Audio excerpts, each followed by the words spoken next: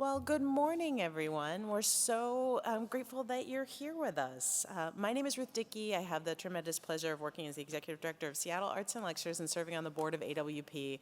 And I'm thrilled to welcome you on behalf of the board this morning to a reading and conversation with Ambassador Rick Barton, Alex Dehgan, and Lola Shoneyin. This event, we're thrilled that we have people in the audience with us, and I want you to know that this is also being live streamed, so there are more audience members who are with us in spirit and with us online. Hello, virtual audience. We're glad you're here as well. Before we get started, a couple housekeeping items. First, extra thank you for being with us today. I think in times of uncertainty and complication, community is more important than any other time, and so are stories and sense-making and what literature and writing bring to us, so it's an especially important time to gather. Thank you for being here. Please silence your phones. Please remember no flash photography during the event, and please stay safe while you're with us at AWP, including those hand bump hellos. Today's panel, we are absolutely thrilled to have Ambassador Rick Barton with us, and I'm going to go backwards. Ambassador Rick Barton teaches at the Woodrow Wilson School of Princeton University, where he serves as the co-director of Princeton Scholars and the Nation's Service Initiative and the Lytham Fellowship. His 2018 book, Peaceworks, America's Unifying Role in Turbulent World, uses a mix of stories, history, and analysis to offer an affirmative approach to foreign affairs through concrete and attainable solutions. Barton started USAID's Office of Transition Initiatives and was America's ambassador to the Economic and Social Council at the United Nations in New York, the UN's Deputy High Commissioner for Refugees in Geneva, and the first Assistant Secretary of State for Conflict and Stabilization Operations. We also are delighted to have Dr. Alex Dehgan with us. He is the CEO of Conservation X Labs. Conservation X Labs builds new technologies through its labs and harnesses open innovation to create new solutions to end the sixth mass extinction. Alex previously served as the chief scientist of the U.S. Agency for International Development with rank of assistant administrator and worked in multiple positions in the Office of the Secretary of State. Alex was also the founding country director of the Wildlife Conservation Society's Afghanistan program and helped create Afghanistan's first national park. Alex is the author of the book, The Snow Leopard Project, which describes that effort. And we are also thrilled, no, my thing just, oh golly. And of course, now I have lost the website with my last bio. And we have Lola Shannon, who is an amazing poet whose book titles I have just lost on my phone because technology vexes me every time. And Lola, I very much apologize that I don't have a full bio for you, but we are thrilled to have these three incredible writers and leaders here with us today, and they are going to have a reading conversation. Please join me in welcoming them.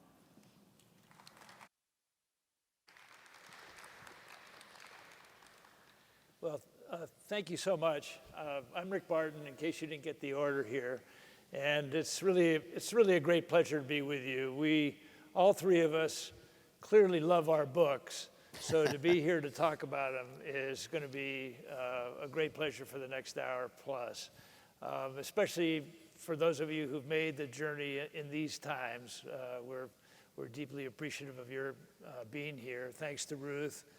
Thanks to Colleen Cable for making all the arrangements that brought us here, and the entire team that's put together this incredible conference. We look forward to coming back sometime when contagion isn't rampant in the land, and we'll have a chance to have the fuller conversation. But we know many people are at home as well watching this, and I greatly appreciate that. So thanks. We're going to make this a conversation. Our moderator, Lee Gutkind, was unable to come, and so it's going to be a bit less structured, but we thought we might start off with Alex describing some of what Lee has brought to this field and why this panel is here today, and then we'll get on with describing why we've chose to write the books, tell a few stories, and just get into a conversation. Awesome. Thank you, Ambassador. Lee wrote an amazing book. You can't make this stuff up. The Complete Guide to Writing Creative Nonfiction. And when he put together another panel that Ambassador and I were on, he said, you know, you're writing creative nonfiction. And at first I was sort of taken aback. I was like, oh, I didn't make up any of my stories. And it wasn't until I really started reading Lee's book that I sort of understood what it was, which is, you know, quite simply true stories well told. The word creative isn't actually making up the facts. It refers to the use of literary craft, the techniques fiction writers, playwrights, poets employ to present nonfiction. Factually accurate prose about real people and events, but put in a compelling and a vivid, dramatic manner. The goal is to make nonfiction stories read like fiction, so your readers are so enthralled by fact that they want to continue to read the book, and that those ideas have a hook in terms of what you're doing. And I saw this as, he spends a lot of time in this book really speaking about the integrity of getting the facts right. That creative nonfiction isn't about having a license to lie, but fundamentally, it to me seemed like the integrity of journalism with the excitement and scene setting of fiction put together within a compelling narrative arc and narrative engine within what we're doing.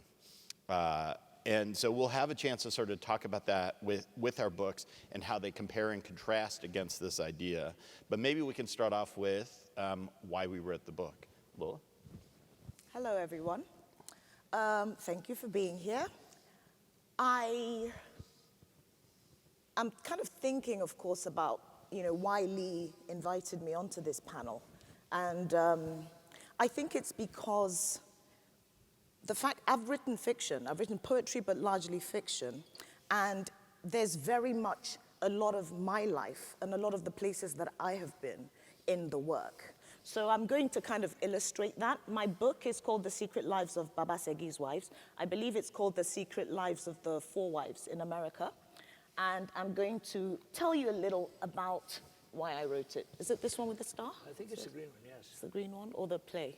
No, I think it's the one Should we down just below. try both? Yeah. See Try what that one happens. first and see what happens. Nope. Try it again. Let's try this one. Try it one more time. One more. There you go. Wow, so those incredibly happy-looking women that you're seeing there are the 5 wives of a king. And the one in the middle is Comfort Jolade Okukpe, born in 1911, died in 1987, and that's my grandmother. And there's a funny story about, you know, how she came to, how this sort of thing happened. So she was herself a princess born into a royal family, and she therefore had the privilege of going to school. She went to teacher training college and had all these big dreams about being a traveling teacher. It was kind of a thing at the time. And she fell in love with my granddad, who also went to Wesley College, became a teacher, and together they just traveled around Nigeria, teaching. They would set up schools. Then one day, a call came from the state they were from, saying that the king had died, and therefore my granddad had to become the next king, basically. And I'm not sure they were both comfortable with it, because these were 2 people who were very happy about their Christianity. They were also lay preachers. My grandfather played the church organ beautifully, but nevertheless, they decided it had to be done, and they went back to the village. So 2 years after they went back to Ikweru, it's called, my grandfather took a second wife, and then a third, and then a fourth, and of course a fifth. And this was very disconcerting for my grandmother, because I guess she just didn't sign up for that.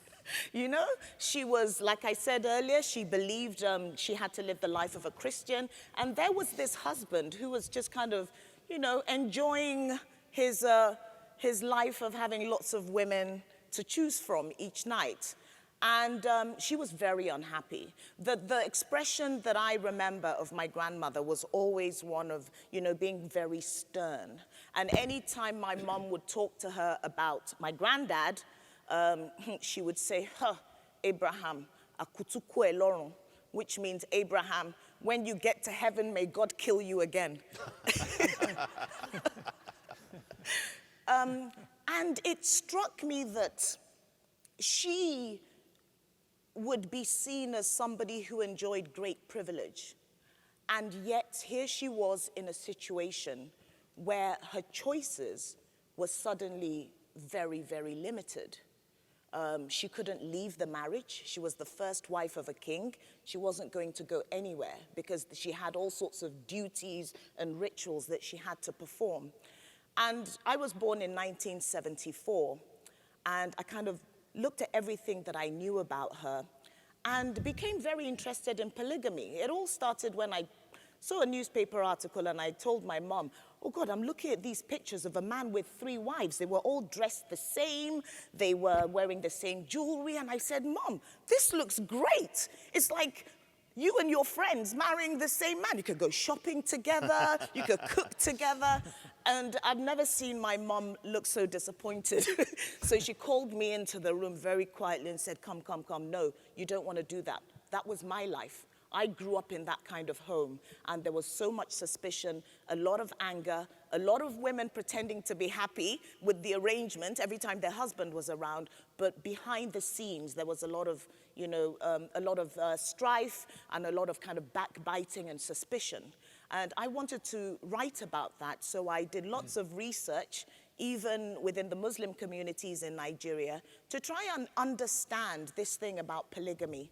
Is it a bed of roses, like men who talk about polygamy, like they describe it, about how wonderful an institution it is? Or is it looking at it from the perspective of a woman, a minefield? So I wrote this book about a polygamous family, and I did something which I think was particularly important, which is to give the women a voice. So in the book, you have different women talking about their experiences within this home. So that's why I wrote what I wrote. Great. Well, thanks, Lola. That's a wonderful warm-up. So I wrote my book, Peace Works, which I can show you very quickly, because I'd worked in over 40 conflicts over the last 25 years trying to build peace. And I felt that we could do it much, much better. And if America in particular was going to be involved with these endless wars, that we had to engage the American public more, because the only way that we could really advance change is if the American public is more engaged. And we have an American public right now that doesn't have the traditional mechanisms for engagement in these decisions. We're almost on a tourist visa. There was a time that when the United States went to war, the constitutional role of the Congress would be in play. They would actually vote on whether we should be in a conflict. There was a time that when we went to war, taxes were increased because their wars are expensive. And it's another way that the public really engages. But that hasn't been the case as we've spent several trillions of dollars. It's argued, but let's say $2 to $5 trillions of dollars over the last 20 years. We haven't voted on the last 20, the Congress has not voted in the last 20 wars. And the third way we were always involved is we had 40% of American families that had a member of the family, a direct member of the family in the armed forces. Today it's less than 1%. So if you're not voting, if your elected officials are not voting on it, you're not paying for it, and you don't feel the personal sacrifice, then endless wars such as those we've seen in Iraq and Afghanistan in particular, but before that, other examples, we're not going to have the power and the pressure of the people to do something differently. I had the great good fortune to have the support of the American taxpayers to actually try to do things that would advance peace in some of the most difficult places, whether it was Syria, post-genocide Rwanda, Bosnia, wherever it happened to be. And I could see that if we did things that were very much anchored in the local people and that we were catalytic rather than thinking of ourselves as an occupier, that many good things could result. So I felt, how am I going to capture a broader American public? I started by going around and speaking, and I made a mistake of crafting a speech that had the 3 chronic problems of American interventions. I so depressed the first couple of audiences that I had to go back to the drawing board.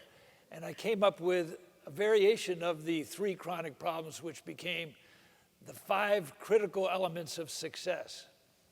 And that was well suited for an American audience, because there's no American audience that doesn't really like something that starts with once upon a time and lives happily ever after.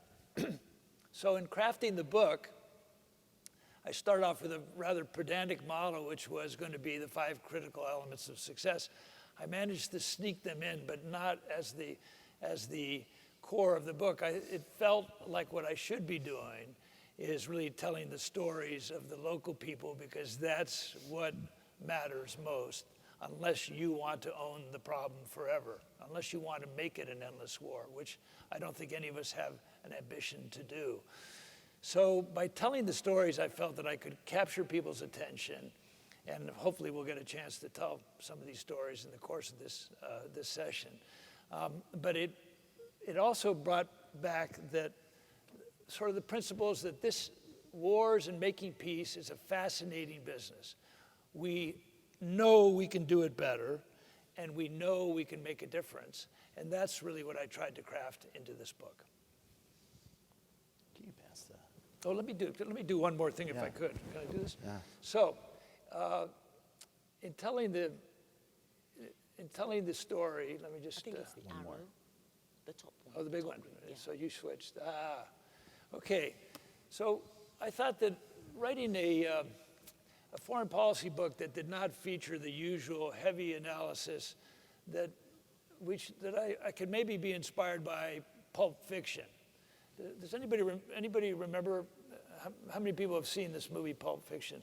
So there's probably the most dramatic scene in the movie is when the boss's girlfriend or wife, I think it was wife, overdoses in the company of John Travolta, the henchman. And Travolta is paralyzed with fear, but takes quick action. And the quick action is he picks up the passed out Uma Thurman, flies across town, takes her to the calls the drug dealer on a cell phone, which is not a totally successful transaction, and then pulls into the drug dealer's house where they administer the sudden shot of adrenaline directly to her heart for one of the most memorable scenes, I believe, in cinema history, where she bolts straight upright with this long needle stuck to her chest. And so I found, as I was starting to talk to people about my book, that I could actually use this Uma Thurman scene to describe many of the countries that we worked in. So they've just overdosed in many, many cases. There's a tremendous amount of violence. It's not going well. Neighbors are killing neighbors. Then the international community races in. That's the trip across town. And the United States at some point decides, we don't really like the way other people are doing this. We'll show you how to do it. And that's the adrenaline needle. So it's not a particularly scientific intervention. It has an awful lot of chance. There's a slight likelihood that it might work. But I felt that by bringing Uma Thurman into the foreign policy conversation, we could get off of this overly heavy and pretentious business, and we could actually use it to engage the American public in another way. I wanted to write this in the book. I wrote it several times but I decided that the story was bigger than the point I was trying to make. And so it's better for telling rather than taking 7 pages in a book. So it's funny of how you started off those talks with depressing the audiences, and I'm an extinction biologist, right? So I have a PhD in understanding why certain species go extinct after environmental change, and then using evolution and behavior to try to predict it. And I'm a conservation biologist, and I like to tell people I'm the very last person you want to invite to dinner, right? Because I can depress any dinner conversation. And in fact, a lot of my talks would fundamentally do so. And I think this is a huge problem that we actually have in conservation, is that sometimes we do such a good job of describing the problems, we discourage people from wanting to actually solve them. And if I have to, if I can go to the slides, if I have to go, and I'm going to just show this. Most people, when they see Afghanistan, and this book, which is called the Snow Leopard Project, is a story of setting up the first national park in Afghanistan's history.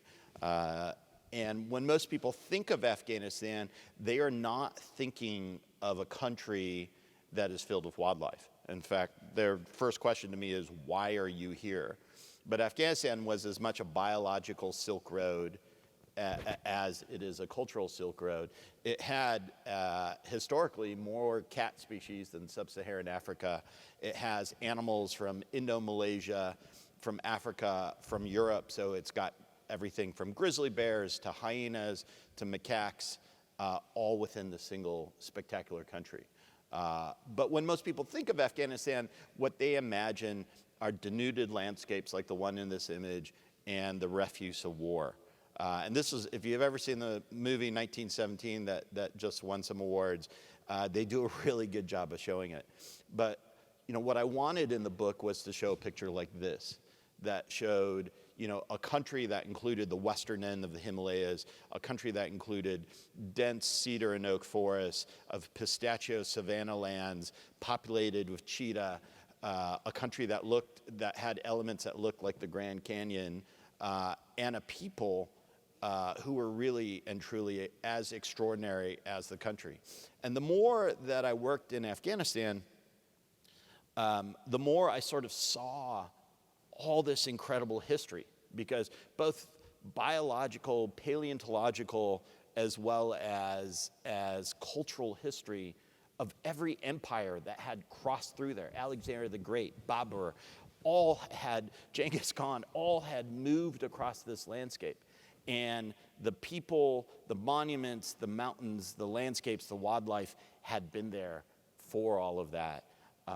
And that was kind of presenting that story of a place. This is a Marco Polo sheep. It's the largest. I call them Princess Leia sheep. Their horns are 6 feet long if you follow the curve of the horns. These are images of the Himalayas regions. These are images you never see in the media. This is actually the very first of the national park. The previous images are one of the 4 new parks that are now established in the country. This is one of the things that we were actually trying to protect that are there, the snow leopards in the country. But so in part, it was to provide this sense of optimism, that if you could build conservation in a war zone, we could actually succeed at conservation anywhere.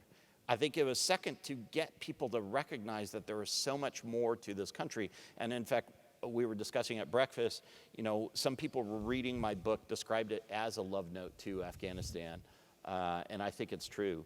But it was also, I've also spent a little bit of time in places in the midst of change, Russia in 92 and 93, Iraq with the State Department and what was called the Coalition Provisional Authority, Afghanistan with the Bronx Zoo, the Wildlife Conservation Society, which is what this book was about. And it was also describing these weird ephemeral cultures that show up in these war zones that bring together journalists and humanitarians and diplomats and war opportunists, and for some reason Danish Toyota car salesmen that show up in every war zone around the world.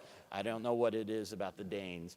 And the restaurants, the places, the apartheid that sometimes happens between these communities and the local people, the interactions that happen among them. And so describing that sense of the weird, eclectic, ephemeral societies, and then also the normality of war zones as well.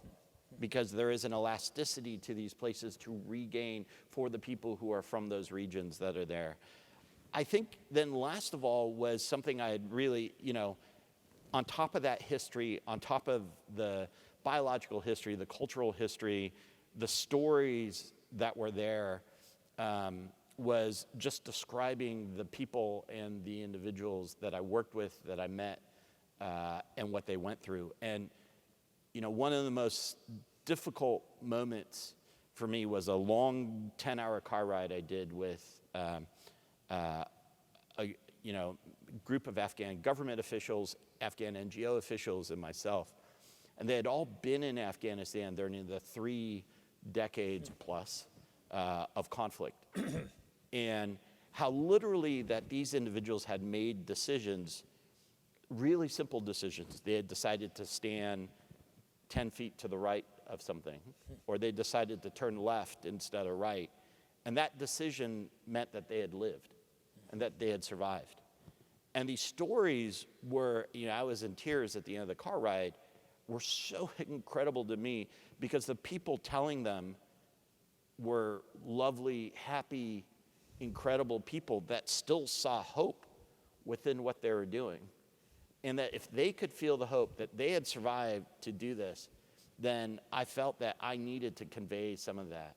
And then lastly is I just wanted to tell a really good story. And I thought that was really important. Alex, you might, if you would, take a minute to tell the story of being out there observing the wildlife one day and the surprise that happened that I've heard you tell several months ago, and it's stuck in my mind. Well, so one of the things we were doing was just trying to figure out what was left, and war zones have both the ability to protect wildlife and they have the ability to decimate it. So things like mines actually can protect wildlife, demilitarized zones can protect wildlife. The Chernobyl nuclear radiation zone actually has protected wildlife. But they also flood countries with guns. They break down the rule of law. And we needed to see what had happened. And one thing, Afghanistan's on the north-south bird migration, so the migration that goes from Africa to Asia. And that day I was left at this wetland, and I was counting the birds in the migration that were passing through, and was looking out at all these, and sort of unusually, I was left there.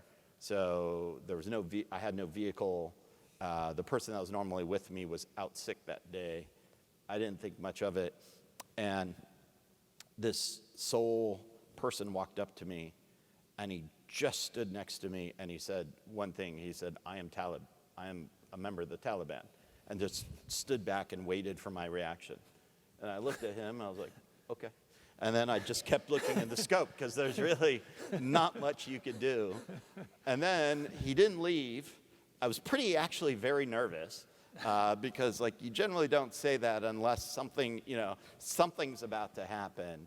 And then I was like, well, best thing I could do is teach him how to bird watch. And so brought him along, and we spent that time counting shovelers and other birds that weren't part of this amazing bird migration. And that was it. So that sort of reminds me of the very first time that I went to a conflict zone. So I was sent to Sarajevo in 1994. The Olympics had been held there just a few years before. We arrived. We literally had to run off of our plane into what was left of a hangar. Most of the windows in town that faced any of the hills had plastic sheeting that said UNHCR on it. There were mortar marks all over the sidewalks. So it was a pretty quick immersion into a place that I had not ever really experienced before. And I was trying to figure out, okay, how do you get a sense of what's going on here? And I got very, very lucky that in the first day of meetings, we went to the mayor's office and asked him if he had somebody who could serve as a translator and a bit of a guide through the town. And we got a young woman who was very literal in a kind of a classic Balkan sense. And so if I said to her, what is life like in the front lines? We will go to the front line tomorrow. What are the children doing during this war? We will go to the rhythmic gymnast class. Who are these women in traditional Muslim garb? We will go to the traditional Muslim women's organization tomorrow. I mean, so, of course, in one of these conversations, I said, why would anybody want to have a kid during this kind of a war? And she said, naturally, we will go to the maternity ward.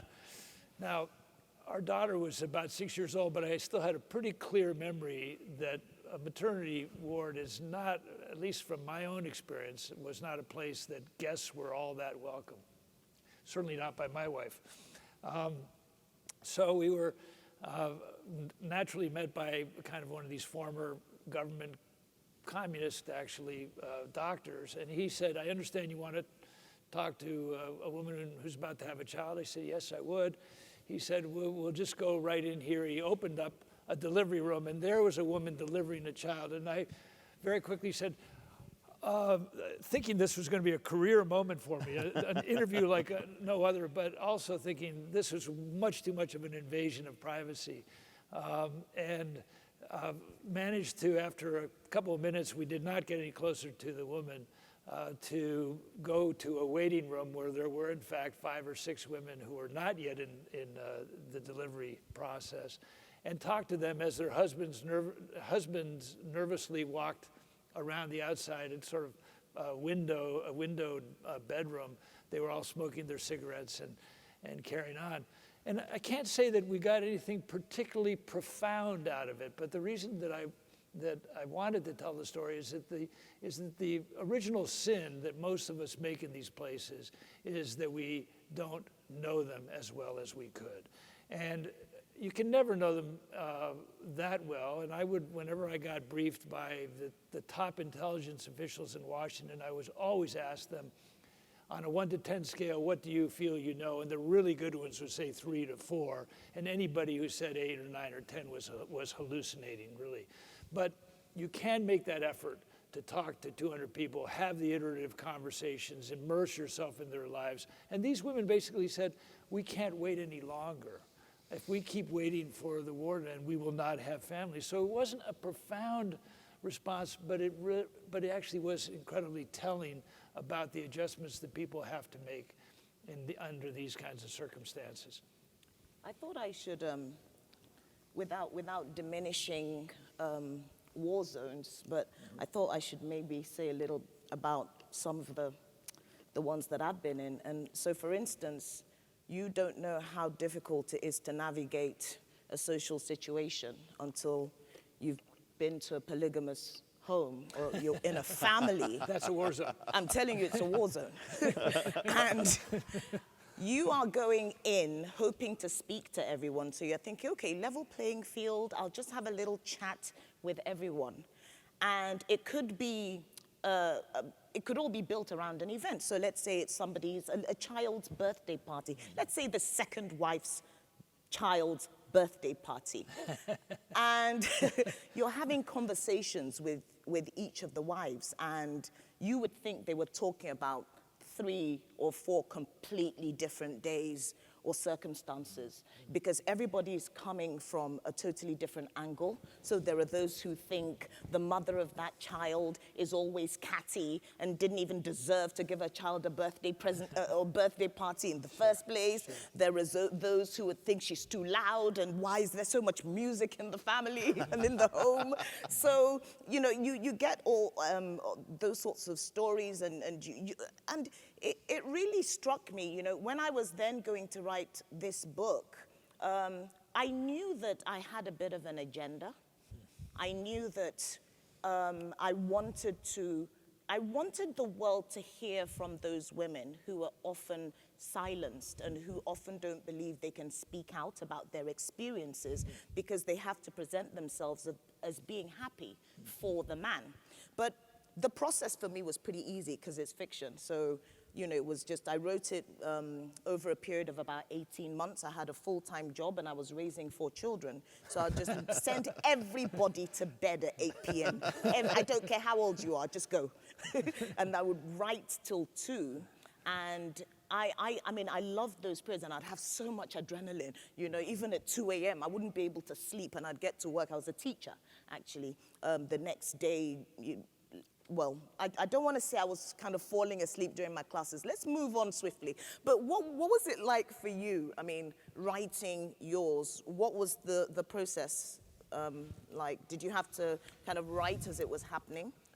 Yeah, well, two things you just said that actually, and something Rick said that I think was really interesting was that you have this diversity of perspectives. Absolutely. Right? And I think this is one of the elements of creative nonfiction is how do you actually choose what perspective that you choose to push, right? Mm-hmm. And how do you bring it in? And as you pointed out, everyone perhaps has an agenda. One of the other reasons for writing this book was I was subject to another book that became a New York Times bestseller and actually became a movie. And I'm not going to recommend the movie, but the book itself really sensationalized the war zones in a way that wasn't as accurate as I thought it could be, or as valuable as I thought it could be. So I appreciated sort of the idea of how do you actually go and make sure every detail is correct, every element, but then the ability to create an arc or an engine that allows you to have these themes that are there. So I didn't take notes when I was in Afghanistan. I didn't really think about Afghanistan in this way, but when I came back, I said, I really want to tell these stories. It took me, 10 years to figure out 7 before I started writing, really of like, what is it that I want to tell? What is the structure for being able to tell it? And then it took literally coming back and rewriting all those chapters as I began to see themes and elements and as I was thinking. And one of the hardest things for me was choice, right? Of what I choose to leave in and what I choose to leave out. And I call them murdered darlings, right? Which are all the stories that I thought would be so interesting, like this place called Nuristan, which was on the tribal regions of Pakistan. Literally means land of light. We're looking for these things called musk deer that are like Bambi with fangs, like large vampire fangs, and the cutest little deer, and Persian leopards and hyenas and a whole series of other animals that live in this area. But these people used to be called Kafiristan. They were unbelievers. Alexander the Great thought they were followers of Dionysus. They had, these wild dances fueled by wine, and then changed, and they were known as sort of brigands and pirates. They lived in some of the steepest mountains, the Hindu Kush, and would then come down and raid any of the parties passing through. Sounds like the Dothraki from They Game of Thrones. They are sort of the Dothraki.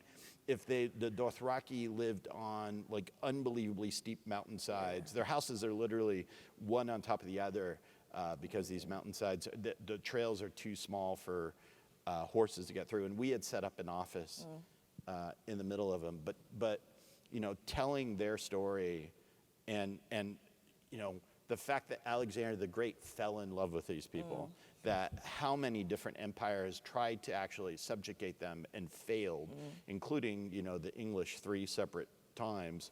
One war where they came in with 30,000 men and a single soldier was sent back as a result. Oh dear. Which actually has lessons, I think, for maybe some of our lessons today in terms of what we're doing. But how did you choose? Well, I think like both of you, I thought about this book for quite a long time, but I didn't get started, and I didn't really develop a great note-taking system. I think the advantage we have of these experiences is that they're so vivid that they don't really leave your mind. You do suppress some, and I did find that oftentimes people have asked me, how do you not get depressed by doing this work?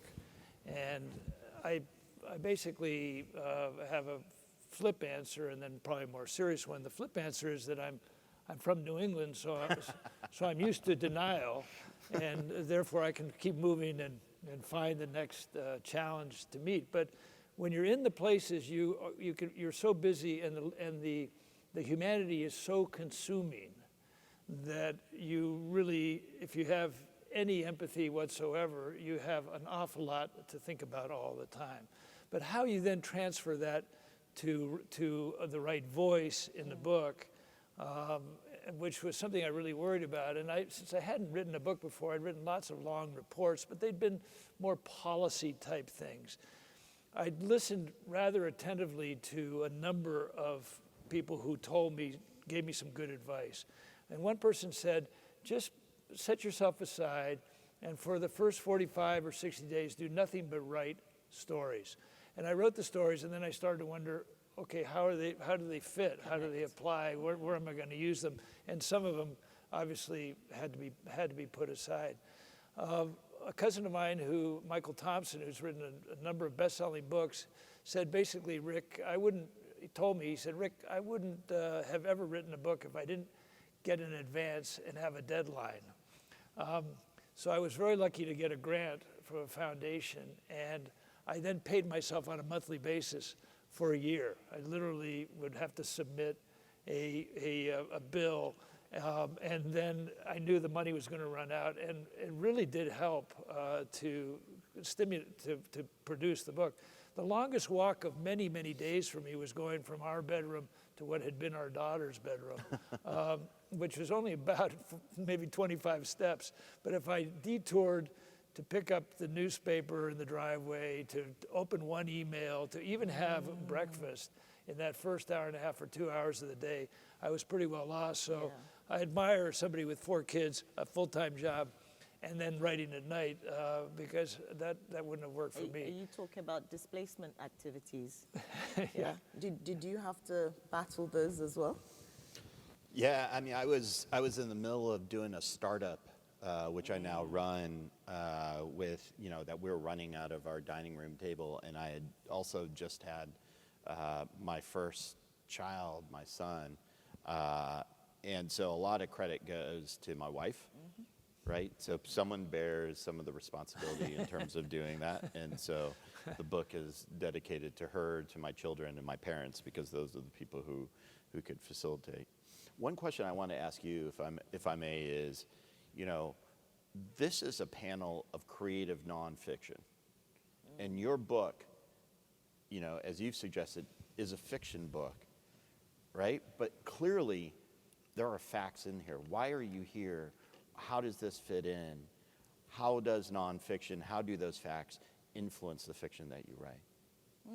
I actually asked myself the same question when Lee reached out to me. And I was, a little nervous about, what I was going to say on this panel.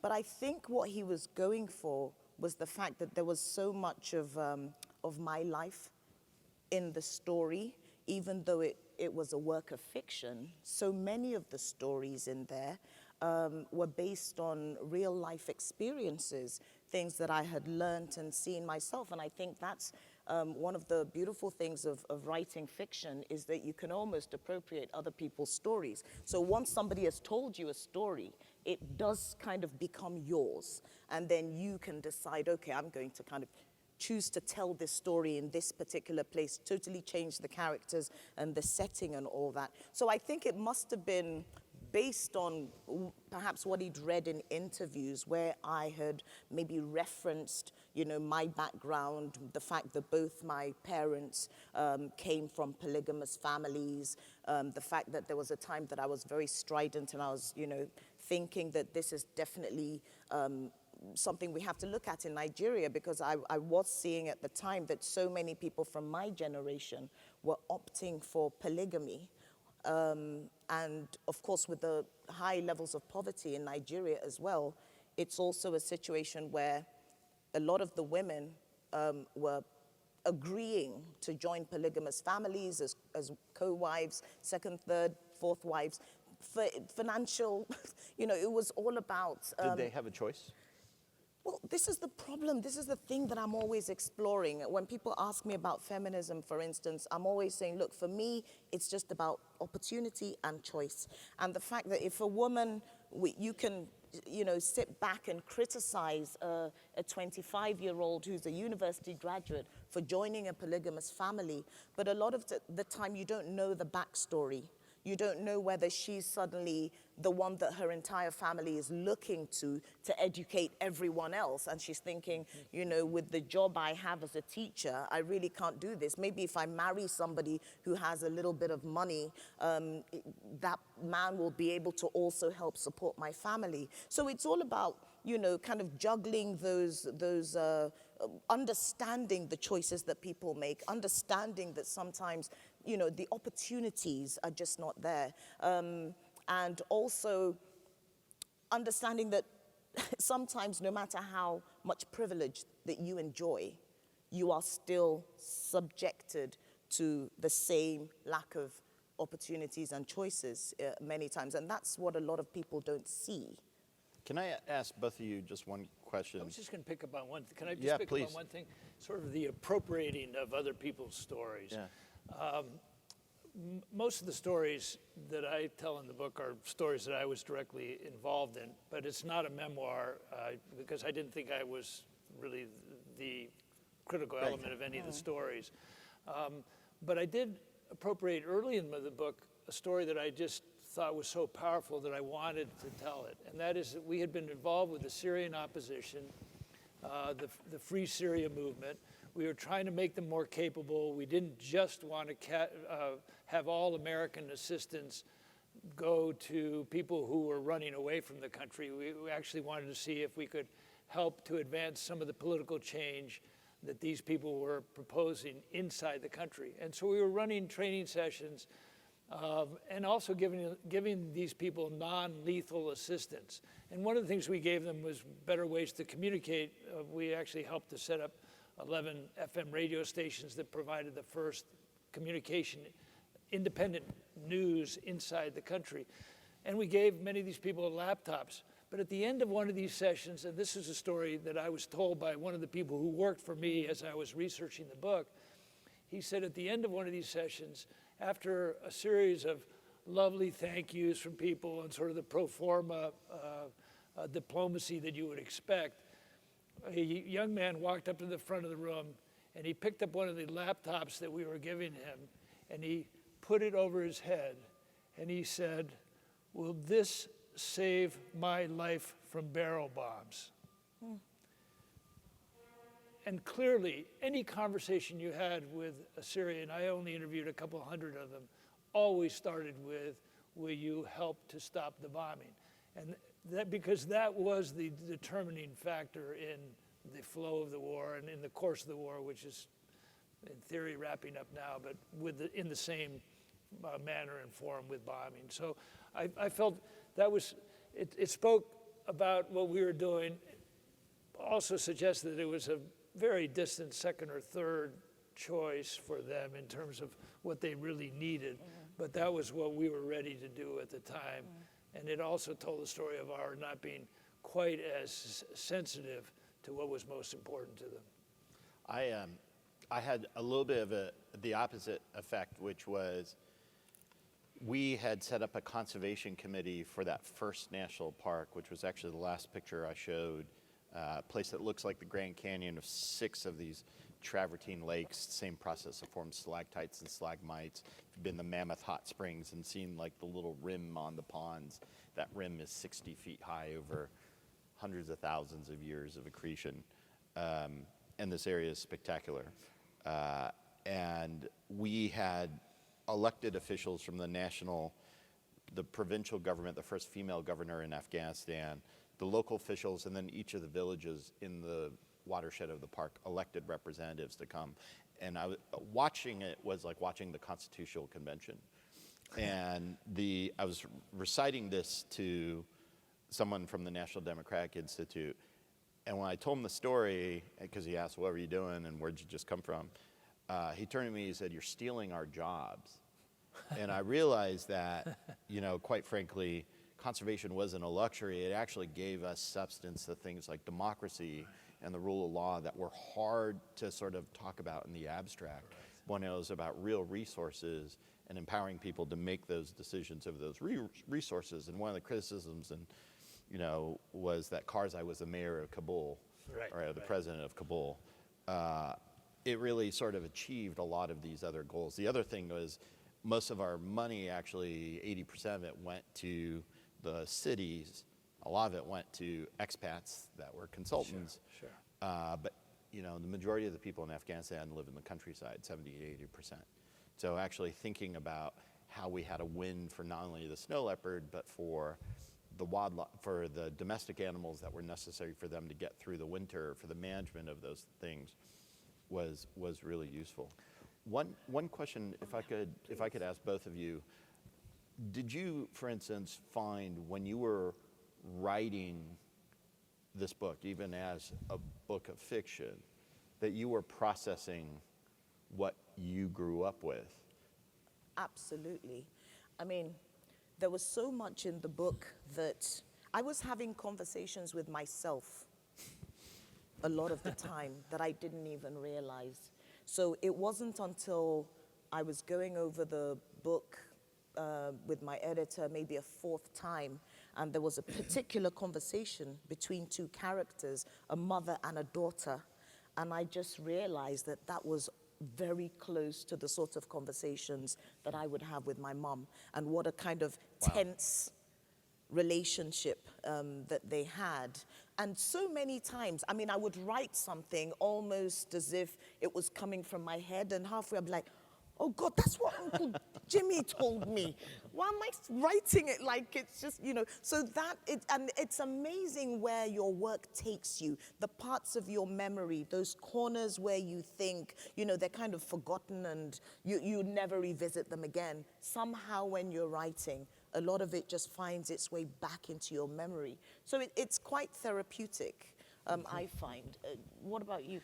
Yeah, for sure. And I think what you were saying before about doing tangible things, in particular in a war zone where there's so much lack of clarity, getting people focused on something that really matters. But I think in my, getting directly to your question, Lola, I'd say my parents were hugely influential. My mother, because she really did bring people together and was always inclusive and found ways. And we were, as kids, we were representing the United States overseas. So we had a little bit of a representational function. But I was very attracted to something that I think we've alluded to here, which is the concept of silence the majorities. That in most of the places that I've worked in, most of the war zones, there are large majorities of people who are not really consulted any more than the second or third or fourth wives or whatever, or the first wife would be. And in my equation, and I think this was influenced by my mother, it starts with women. So in most war zones, the decisions have not been mostly made by women. Then I really looked at youth as well, because they're almost never empowered. So if you just look at those two populations, you don't even count the people who are just sucking up to the powers that be or whatever, which might be more in the business community and the religious community, but they're also silenced. It's not their true voices that are being heard. No. So looking for that, listening for that was something that I definitely got from my family. But then there was one other kind of personal story that my father died at a very healthy 91, and one of the things he had done, he didn't want to be a burden for anybody. He had fought in Iwo Jima as a Marine, so he'd had a larger than life experience, 28,000 casualties in a matter of weeks. But somewhere in this last 10 years, he'd written his own obituary. Now, none of his three sons really wanted to read his obituary before he died. in a way we wish we had, because it was quite revealing and it was fascinating. There was stuff in it that ended up speaking directly to my work. When he got off of Iwo Jima, the fatalities and the casualties were so great that rather than moving on to the next island, they took that group of Marines back to Hawaii to recover. And he started a correspondence with my mother, which essentially said, if I'm lucky enough to live through this war, I want to dedicate my life to building peace. And that's how they became diplomats. My mother wasn't an official diplomat, although she may have been the more skilled of the two in the profession. But it was clearly that was the work of our family. Now, I never really thought that. That wasn't the way I saw myself until I got so deep into this work. But then, writing the book, it came very much to life. And again, so those personal influences are so great that, even something like my great-grandfather, who was a Chicago minister, he would use a line that I've quoted so many times inside the US government, which was something like, the human stomach can digest anything except for introspection. And that covers a lot of our days. It's funny you should say that about obituaries, because I fell in love with obituaries as a child. So whenever I saw newspapers, I would scan them for the obituaries. I just loved Great stories. the things that also the people would say about their parents, and I would ask myself, is it true? Is this really how it was? Especially when you have other adults around saying, oh, it's all lies. That's not how, so I used to, you mean people lie in obituaries? And I was, but I'm from Nigeria, and I've written a book that's set in Nigeria. And I've had, I've enjoyed a decent amount of engagement with the people from my country, from my immediate communities, who are telling me what they feel about my book. But you've both written about regions that you don't kind of necessarily live in. So the question I wanted to ask you is, if those people that you've written about, and yours is quite broad, would pick up your book, would they feel that you've done justice to their story? Well, yes, because at least I think it all starts with the local people, and it's all putting people first, and that I've thought many times when I'm out in war zones that if we could just get people to listen to Aretha Franklin for ad nauseum, that they would get the message. When I first worked in Bosnia, I'm not sure that this would be well received in Bosnia, but I thought that we should take the movie Babe and make people watch it until they got it, and because there was a conceit, and many of these conflicts have conceits. And so taking on the conceit is going to anger some people, because almost everybody, by the time they've been at war a while, feels the victim. So it's you don't have many people saying, I generated this, and I'm abusing others. Most everybody thinks that they have become the victim, but I do think that the respect for these people, the affection, my belief in their ability, the desire to build trust in a society, and that the United States is incredibly advantaged to even be invited into the room, and that's why we have to be so much more responsible than we have been.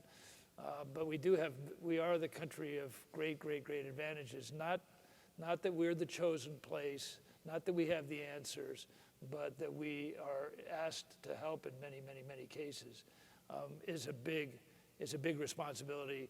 So the humility of that also, I think, will come through in this book. So I feel yes. I hope that's the case. And at least people who have picked up my book that have been to Afghanistan, that have been engaged in those places, have told me that I've captured it. So the book is actually similar to what I think you tried to do. It is not a book about me, even though I was set up the program, the Bronx Zoo program, in Afghanistan, I walked into the country with no staff, no people, no cars, and no permission to work in the country, and $10,000, and worked out of what best could be considered a Motel 6 with really high walls around it, called the Park Palace. That was anything but. And we had 30 days to get into some of the most remote parts of the country and start looking for snow leopards and everything, and Marco Polo sheep and everything else. The Marco Polo sheep are literally called that because Marco Polo described them in his book, you know, in his writings, and coined that there were these giant sheep. And so everything around this place is just rich in history. But that was the point of it, was how do I actually celebrate and sort of bring people along with me to show the incredible stories, the incredible history, everything that just made this an incredibly vivid experience for me, which is why I was able to recollect also with diaries, not like written diaries, but appointment schedule books and things like that, and emails and records that I had to put that together. So, but just one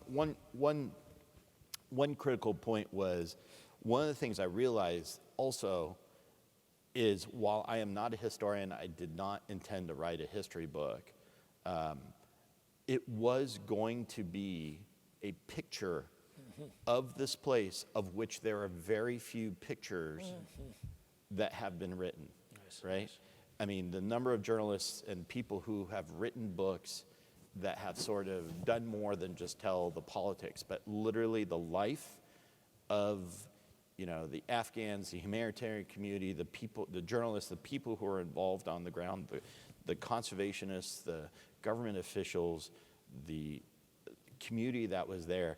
This snapshot, like, our memories are fleeting.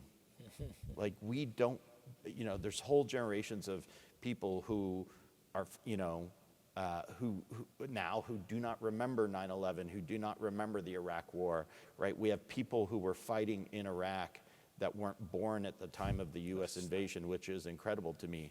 And not having a history, or just how few histories there were, put upon me, I thought, an incredible responsibility to make sure we got things right. So Lola, how does your family feel about your book? Because it's a family tale. Well, my dad, because I'm his only daughter, just tells me all the time that it's a masterpiece.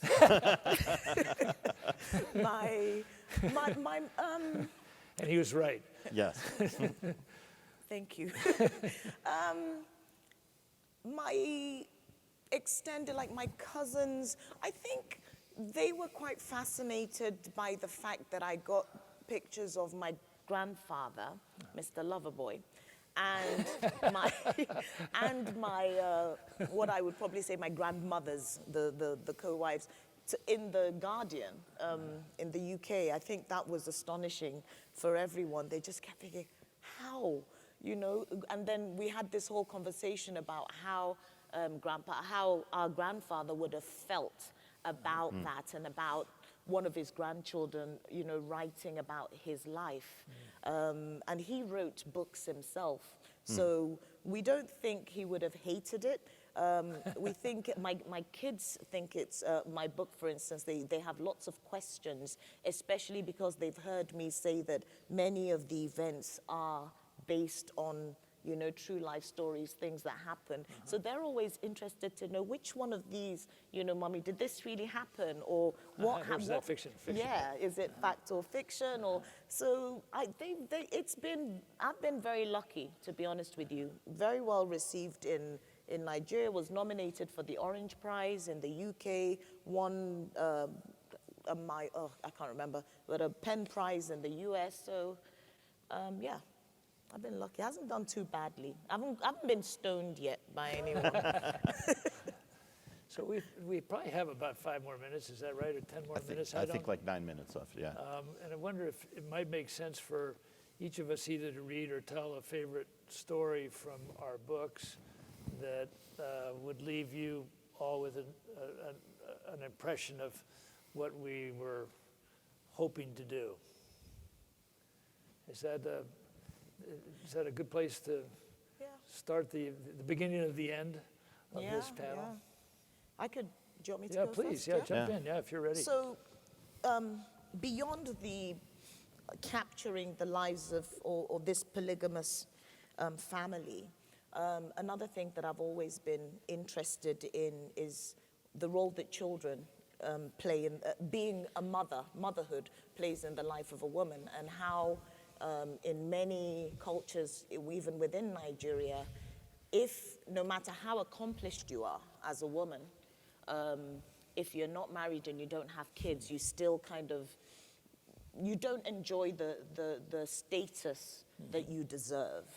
And that's a big thing in this story, because this man has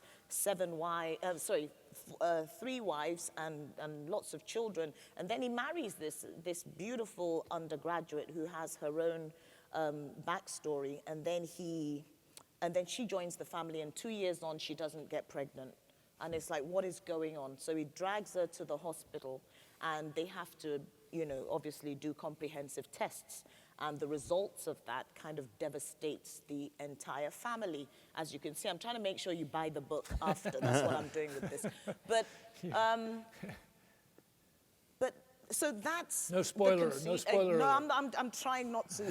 But there is something happens which is based on a true life story, a true story that my mom told me. And she said that her mother, being the first wife, would always warn her about eating food that was cooked by the other wives, and tell her she had to be careful, about that sort of thing, because, they'd been known to poison the children of other wives, all sorts of evil. And she said that she was devastated when her mom said that, because the third wife was a fantastic cook. So she would then, what she would then do was she would go round the back of the house to the third wife's kind of chalet, eat very quickly, and go back round to her own mum's house. And it was a story that always struck me, and it's there in that book as well. But I kind of extend it to see what happens if it plays out in the way that my grandmother might have thought it would play out. Does that make any sense? Sure. Yeah? Sure. Exactly. Thank you. That's all I'm going to say.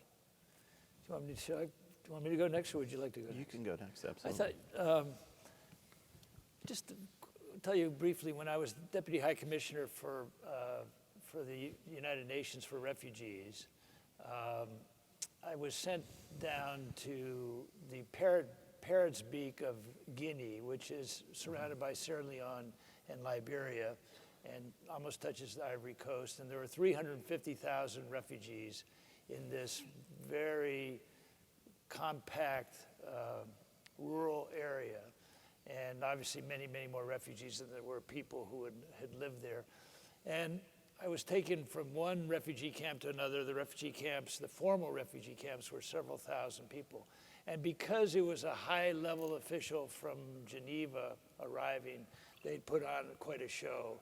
And so there was as I drove, the only time in my life I've gone up a fairly long dirt runway, a driveway, and there were literally hundreds of people on both sides. Many of them dressed in Martina Hingis, who at the time was the world's premier tennis player from Switzerland, T-shirts that must have been surplused to this refugee camp. So there are always these incredible disconnects. And they had dancing, and it was a celebration without much reason to celebrate.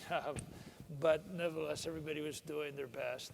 And after we went to the first refugee camp, I was taken to a smaller camp of Liberians, and I thought I might just read you a little piece from that would give you a sense. We drove on to a Liberian camp where longer lasting displacement and institutionalized suffering produced the less festive celebration. Yet another memorable reminder of the human spirit awaited us. After a welcoming event, my wonderful UNHCR colleague, Yakub El Hilo, asked me to go with him to a small medical clinic a few yards away. There we met a young Liberian mother who had given birth to triplets that morning. Lying on a simple cot, the two tiny girls and frail young boy clung to their mother. All three babies looked as if they would fit in my palms. The mother said, "We have named our son Barton." The entire tableau touched my heart. Here was a young family in extreme circumstances, hanging on for dear life, with a mother doing everything she could to improve their chances. Despite the exhaustion of giving birth just hours before, that Liberian refugee mother had dug deep once more and called upon her native ingenuity to thrust her son forward. These moments lift us all up, for they say so much about humanity. Just miles away, there may be warlords and young marauders murdering, raping, pillaging, and chasing people from their homes by the hundreds. Yet, in the middle of nowhere, innocent survivors are coming together, building communities, and imagining dreams. They are making the impossible addressable. Really nice. Very moving. Thank you. There are two things. I've never done a reading, so I'd love That's to. the first time I've done I never get asked this. I get asked to show pictures. I'm not going to read my own talk words about- again, is that? Yeah, but I want just one really short story. It was George Schaller and I went off in Afghanistan to go look for the last Afghan cheetah. This is the same species of cheetah that's in Iran, that the environmentalists in Iran have been imprisoned for. There's 35 of them left in the world. Having a population in Afghanistan would be a huge, it's a separate subspecies than the African cheetah. So, having some other group would be actually important to preventing them from extinction. And we spent this day with a police chief running all around the mountainsides, going up steep cliffs, scrambling over rocks. And, I was exhausted. And at the end of the day, he turned to me and he said, "Can I tell you something? Or can I show you something?"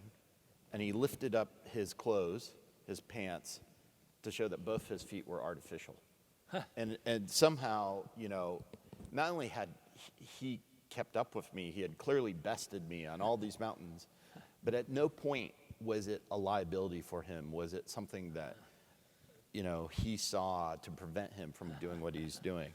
And he said, "Well, when I was fighting the Russians, I walked into a landmine and I lost the first leg. And when I recovered, I went back into battle, and then I walked into another landmine and lost the second." And he said, "But we never stopped fighting. And in Afghanistan, you cannot give up on us." And I hate to use the word resilience, because I think it's so overrun. I think speaks to hope and optimism, that even in these places that we see as tragic and impossible and lost, that there's an incredible optimism that I think we can have. I would like to just read one passage, because I've never had a chance to read it out. But a strange assortment of types flock to war zones. Conflict provides an adrenaline rush and a chance to forge a new identity or forget an old one. This cocktail provided habitat forming. Many of the expats in Kabul were war addicts. They were journalists, humanitarians, aid workers, and members of the military drawn by the desire to be relevant, to fix a catastrophe, who hopped from conflict zone to disaster. I met people who were in their 5th, 6th, or 10th failed state humanitarian emergency or conflict, who had started traveling and had never stopped. For them, such places were normal, and they were impatient outsiders in their home countries, unable to return for long. Among those seeking a romantic partner in Kabul, there is a saying: "The odds are good, but the goods are odd." The joke had more than a little bit of truth in it. Everyone was incomplete. Most who came to Afghanistan were searching for meaning or adventure or a story or an experience.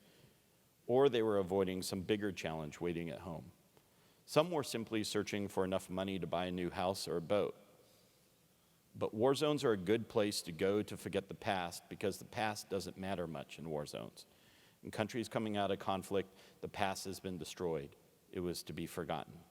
Places in the midst of conflict can provide a chance to shape the future and who you are in the future, or to forget who you are in the present.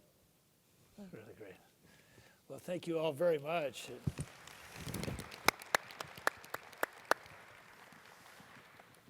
Great. I'm sure if anybody would like to talk, we're here to spend some time with you, and we really appreciate your being with us today. Thanks to both of you. Thank you. Thank you. Thank you. Nice job.